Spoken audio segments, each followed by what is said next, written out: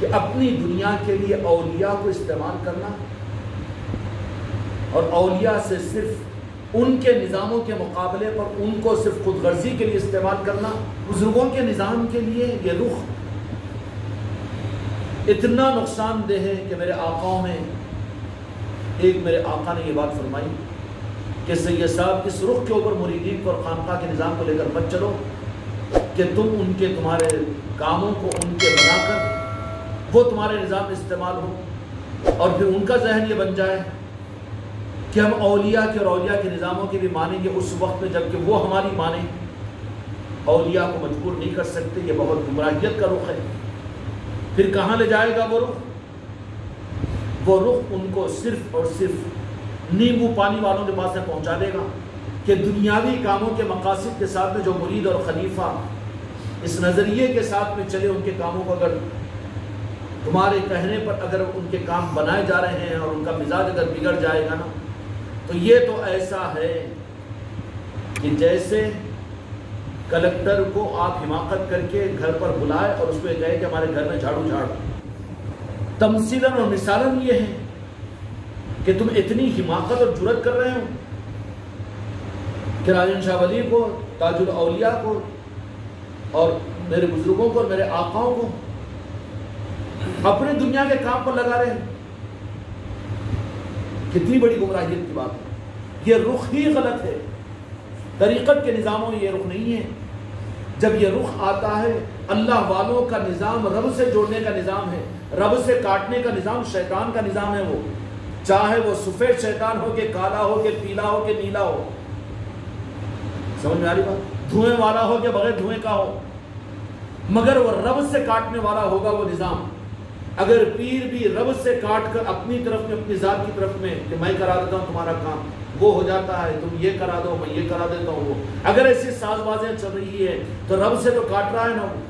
رہا ان آقاؤں کا نظام کہ جو ان کے پاس میں آخری درجے کا بھکاری کافر و مشرک بھی پہنچے تو ان کی چوکھٹ پر پہنچتا ہے تو اس کا ٹکڑا اور خیرات دے دیتے ہیں، کام بنا دیتے ہیں۔ اس کا مطلب یہ نہیں کہ اصل ان سے کام لینے کا نظام ہے۔ پھر اس کا ذہن کیا بنے گا وہاں پر؟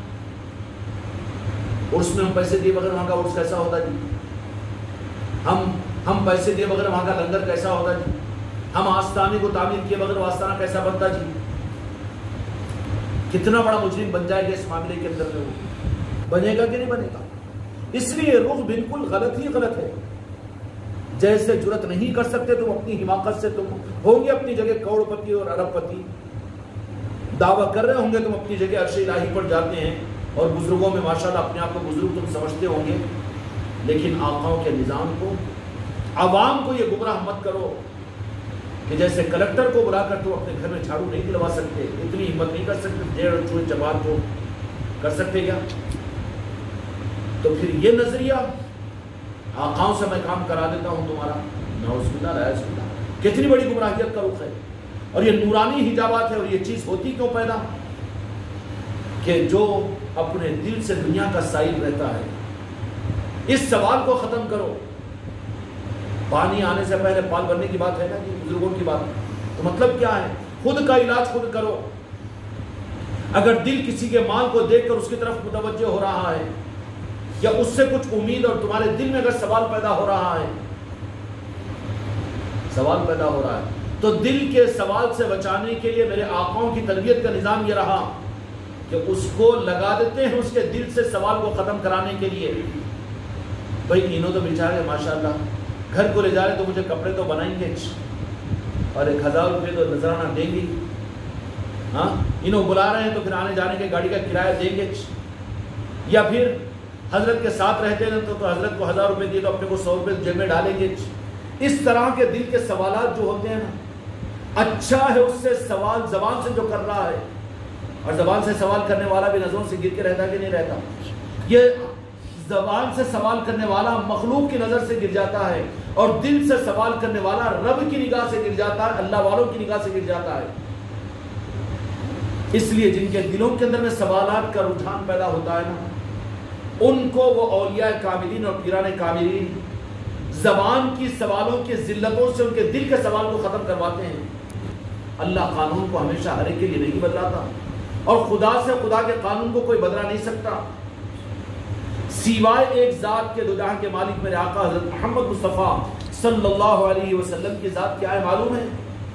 اللہ حکم دینے والا ہے، اور میرے مصطفیٰ کی ذات کو اللہ نے یہ تصرف عطا فرمایا کہ وہ اللہ کے حکم کو بدلوا سکتے ہیں۔ تو دینے والا تو اگر قانون قائم کر دے بیٹا جہنم میں جانا ہے اس کو، تو پھر بدلوانے والے کو پکڑ لینا آپ کے نعرے نفاق کو اچھا ہے کہ حکم دینے والے کی طرف جانا۔ جو حکم دینے والے کی طرف بھی جا رہے نا، سب کسٹڈی میں آتے وہاں پر، وہ دماغت کر رہا نا، نماز والے ذرا پڑھ کے بتا، ایک رکعت تو بھی بتا، سب خطرے میں ادھر والے۔ اس کے بجائے جن کو اللہ تبارک و تعالیٰ نے حکم بدلوانے کی توفیق وَلَسَوْفَ يُعْطِيكَ فَتَرْضَىٰ، اللہ نے دے دیا نا کہ میرے محبوب میرے فیصلے کو بھی میں بدل دوں گا، تمہاری مرضی اگر ہوگی، تو اس لیے عافیت کا چوکھٹ اور عافیت کا راستہ نالے پاک مصطفیٰ ہے نا۔ کیوں کہ اللہ کہاں دیکھیں گا؟ عرش پہ دکھیں گے، ادھر کہاں دیکھ سکتا تو؟ دکھیں گا تو نالے پاک مصطفیٰ کے پاس میں دکھے گا، اپنے محبوب کے پاس میں ہے۔ وہ کہاں ہے اللہ تعالیٰ؟ اپنے محبوب کے پاس میں۔ ڈھونڈنے والے ڈھونڈے کہیں بھی نہ ملے، وہ اگر ملنے کا صحیح ایڈریس اگر کہیں ہے تو میرے آقا کی ذات ہے جہاں پر وہ مل جائے گا۔ جو ان کو دیکھا وہ مجھے دیکھا، جو ان کو پایا وہ مجھے پایا۔ اہل اللہ کا اور اہل طریقت کا اور پیران کامل کا طریقہ یہ ہوتا ہے، ان کا راستہ یہ ہوتا ہے کہ حکم دینے والا تو اللہ ہے، بے شک احکم الحاکمین ہے، الیس اللہ باحکم الحاکمین۔ دو جہاں کے مالک کی ذات کو ہم نہیں کہتے، وہ تو اللہ کی ہے، لیکن میرے آقا کا مقام وہ اللہ تبارک و تعالیٰ کے فیصلے کو بدلواتے بھی ہیں۔ تو اپن کہاں جانا جی؟ ڈائریکٹ مانگے تو پھر خطرے میں پڑیں گے نہیں، منڈی اٹکیں گی نہیں، یہ اچھا پارسا بن سکتا ہے، اٹکنا ہی اٹکنا ہے۔ قسم کھا کے بتاؤ ایک رکعت تو بھی تم اور میں اسی پیش کر سکتے کیا اس کے قابل؟ موسیٰ علیہ السلام کے سامنے کیا ہوا کہ ایک فرشتے نے اللہ کا، میرے اللہ کا نام کس نے لیا؟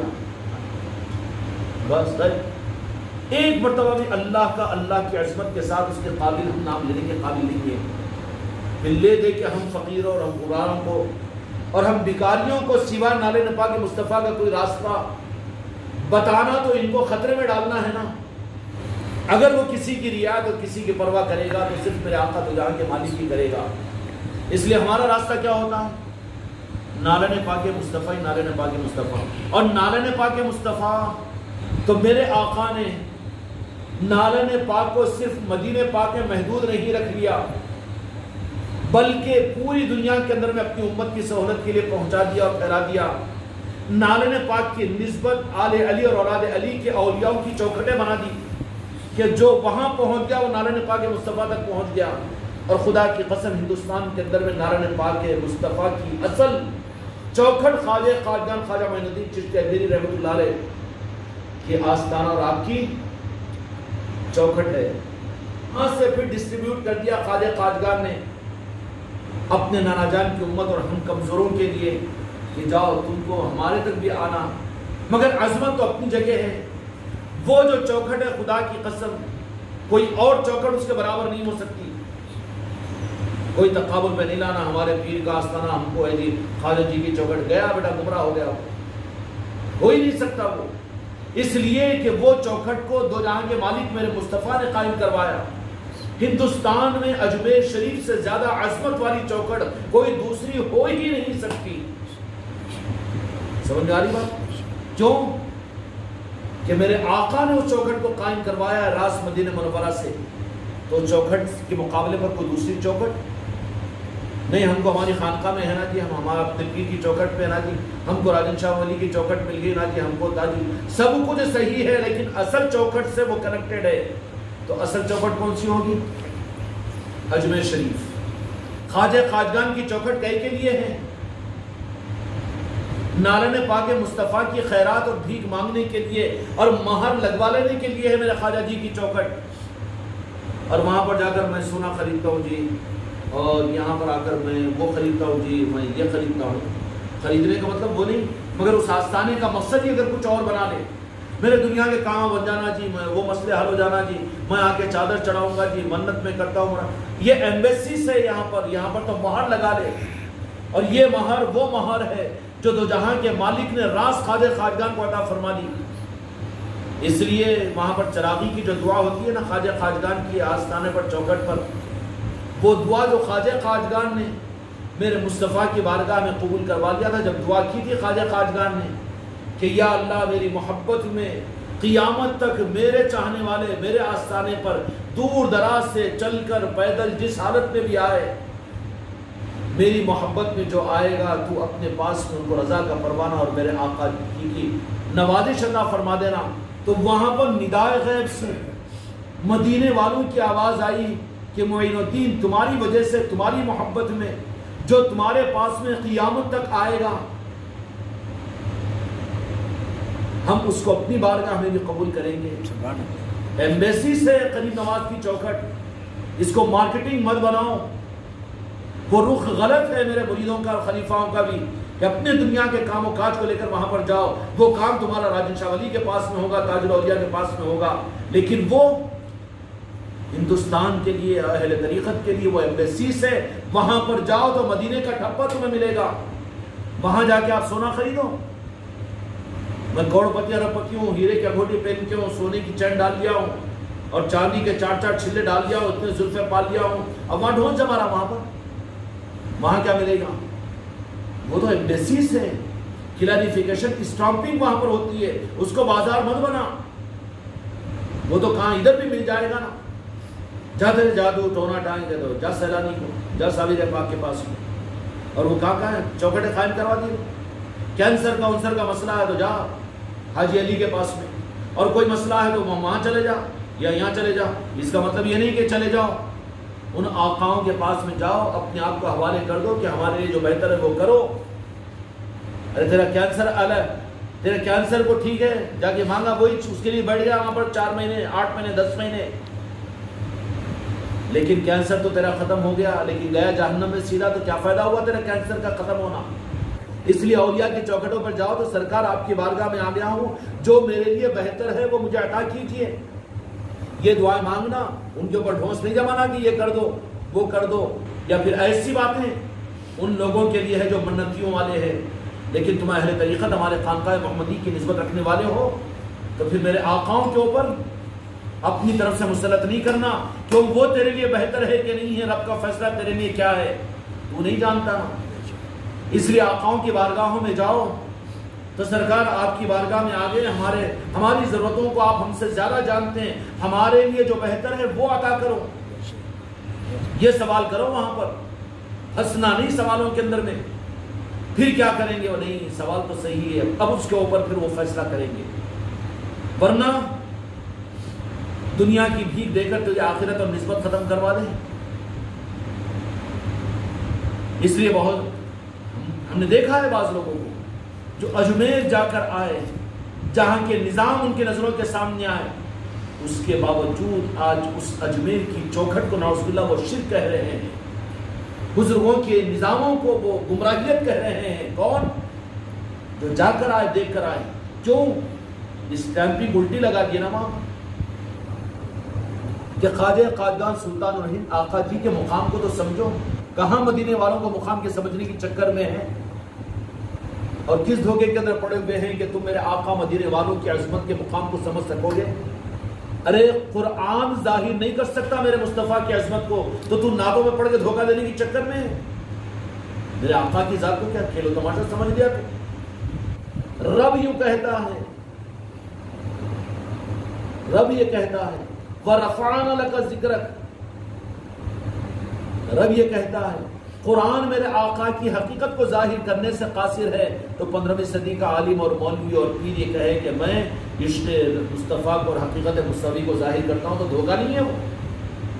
دنیا قابل ہی نہیں ہے کہ میرے آقا کی حقیقت کو ظاہر کر سکے، وہ تو قیامت کے میدان میں آخری حد میں رب العالمین ظاہر کرے گا، باقی بندے کے بس میں نہیں ہے کہ میرے آقا کی حقیقت کو ظاہر کر سکے۔ قرآن جب ظاہر نہیں کر سکتا کوئی دوسرا، ہو جی کلام کس کا ہے؟ اللہ کا نا۔ کلام اللہ میں وہ اس کو نہیں سما سکا، میرے آقا کی عظمتوں کو ظاہر نہیں کر سکتا، تو عبداللہ کے کلام میں میرے آقا کا مقام ظاہر ہو سکتا ہے؟ یہ تو بے وقوفی کی بات ہے۔ رب کیا ہے مصطفیٰ جانے، مصطفیٰ کیا ہے مصطفیٰ کا رب جانے۔ سمجھ میں آ گئی بات؟ باقی یہ ہے کہ دو جہاں کے مالک نے کرم فرما کر اپنے شہزادوں کو اور ہندوستان والے اور تم بالخصوص اس پر اپنی جانوں کو، اپنی زندگیوں کو قربان کر دو کہ وہ راس نارن پاک مصطفیٰ کی وہ خیرات مدینے والوں نے، ہو سکتا تھا کہ میرے خواجگان خواجہ غریب نواز کو امریکہ بھی بھیج دیے ہوتے، افریقہ بھی بھیج دیے ہوتے، آسٹریلیا بھی بھیج دیے ہوتے، یا ایران بھی بھیج دیے ہوتے، یا سعودی عرب بھی بھیج دیے ہوتے. کہاں بھیجا؟ یہ کیا کم ہے ہندوستان کے اوپر میرے آقا کا احسان؟